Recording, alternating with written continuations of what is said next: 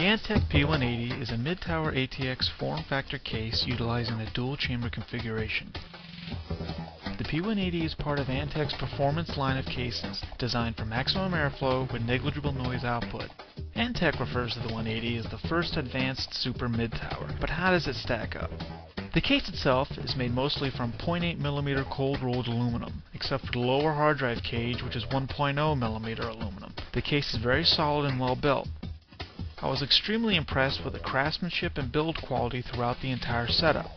You can put the band-aids away on this one, as there isn't a sharp edge to be had anywhere in this thing.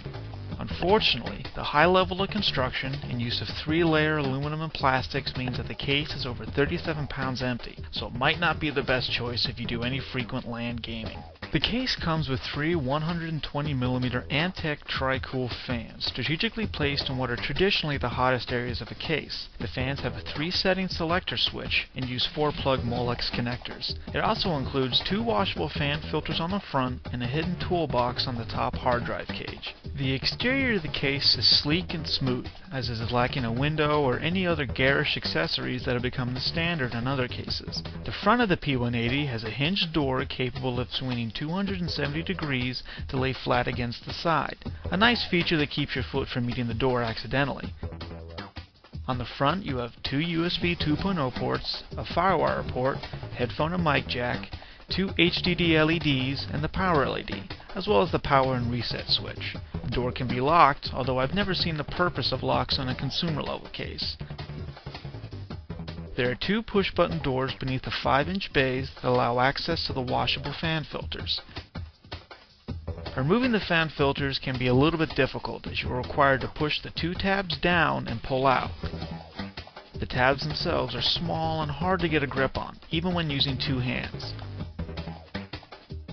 All in all, though, it is a welcome feature and a great way to keep dust from collecting inside the case. There are 2 removable drive cages, one in the upper chamber and one in the lower chamber. Each cage can hold 4 3.5-inch drives. Both cages use a unique design.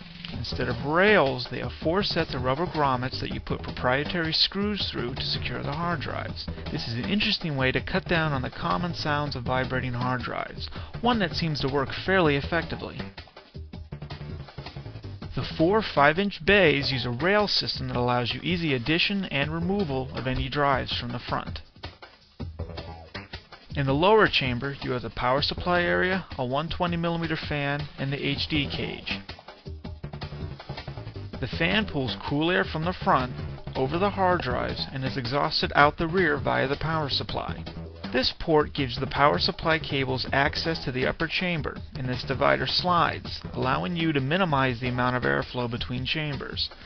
Unfortunately, the port ended up being just beneath my lower PCI slot, which meant all my power cables were pressed against my Audigy 2ZS. A warning then, if you plan on using a long PCI card in the lowest slot, it is going to create headaches when it comes to cable management.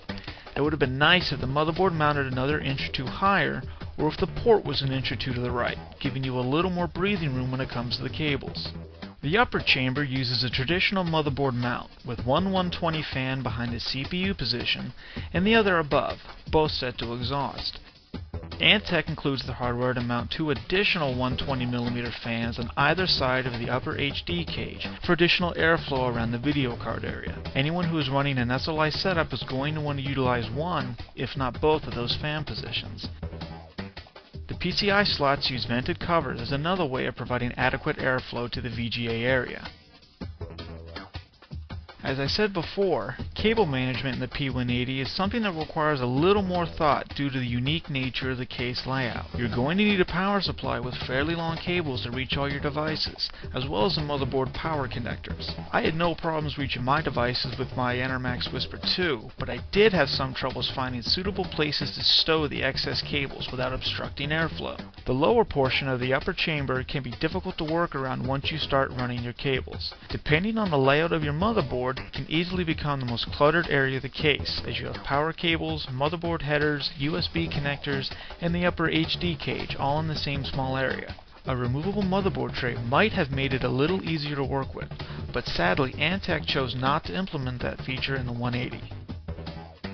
However, these problems are balanced by the fact the case is one of the sturdiest and best performing I've ever had, as well as extremely quiet for a case that is running 4 120mm fans. All the effort that has gone into sound dampening and maximum cooling pays off in the end, and what you are left with is an excellent case that is well suited for both overclockers and SLI setups. Case temps never went above 50 degrees, the chipset was steady at around 55, and the CPU held a consistent 40 degrees with my 2.9 GHz overclock. The P180 is a good choice, and definitely worth a glance for anyone who uses air cooling, but I'd stay away if you have a water cooling setup. There's very little room for a radiator, and the idea of cutting a 3-layered side panel seems like a task more difficult than it is worth. You can get a Cooler Master or Leon Lee that is better suited for water cooling for around the same price, if not a little bit more. But if you are using any aftermarket cooler or SLI setup, the P180 is at the least worth a glance. Or if you're like me and believe that a window and lights on a case are about as useful as an aluminum wing on a Civic, the sleek and elegant styling of the Antec P180 is well suited to your tastes.